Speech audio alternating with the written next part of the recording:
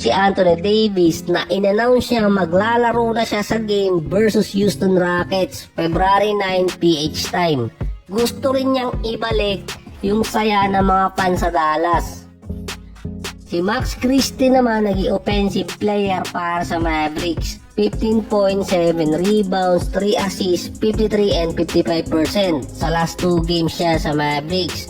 In paper, solid pa rin naman yung lineup talaga ng Dallas. Kung merong isang team na nagtayo ng mold dahil sa mga guards na kinukuha nila, ang Dallas naman para nagtayo ng kondo. 3 tower ang meron sila, si Gafford, Anthony Davis at kapag bumalik pa si Derek Lively. Sa mga kondo, meron din syempre bantay, mga guard, si Kyrie, Dinwiddie, PJ Washington. Kasama din doon si Klay Thompson kapag sinisipag.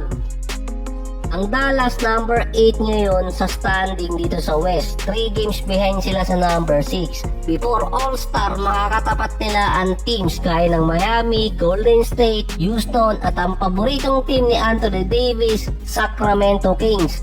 Magkakaroon kasi ng round 5 at round 6 si Anthony Davis at si Sabonis ngayong season dahil 2 games pa ang natitira sa pagitan ng Kings at Dallas. Rival talaga tong 2 player na to, si Anthony Davis at si Sabonis. Naka 4-0 na si AD, yun nga lang ang Dallas ay 0-1 versus Sacramento ngayong season so far. Crucial matchup pa yung Kings at Mavericks dahil dikit sila sa standing, nasa 2 games lang din. Kailangan makuha ng Dallas yung next 2 games versus dito sa Sacramento para sa tiebreaker dahil yun ang crucial matchup talaga. Hindi kasi pwede tumabla yung Dallas at itong Sacramento dahil dun magkakatalo.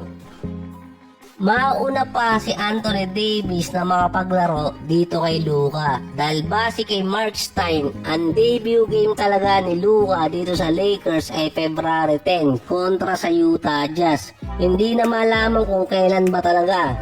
Iniintay na kasi di umano ng mga Kardashian na maglaro si Luka. Tinotroll kasi ng mga fans ngayon. Pero nasa 4-game winning streak naman yung LA. Nasa number 5 sila ng standing. Ang nag-iintay din na makapaglaro si Luka ay si Austin Reeves. Dahil prior sa trade ni Anthony Davis, nakapalit nga si Luka, si Reeves ang point guard nila. At least nakatikim na nun si Reeves. Nag-a-average siya ng almost 20 points, 4 rebounds at 7 assists per game na nasa 44 and 35% kapag siya ang point guard. Excited na rin makalaro ni Reeves itong si Luka na mas pinili siya na iwan dito sa Lakers. Muntikan din kasi magkaroon ng white boy club ang LA kung hindi na-trade si Dalton.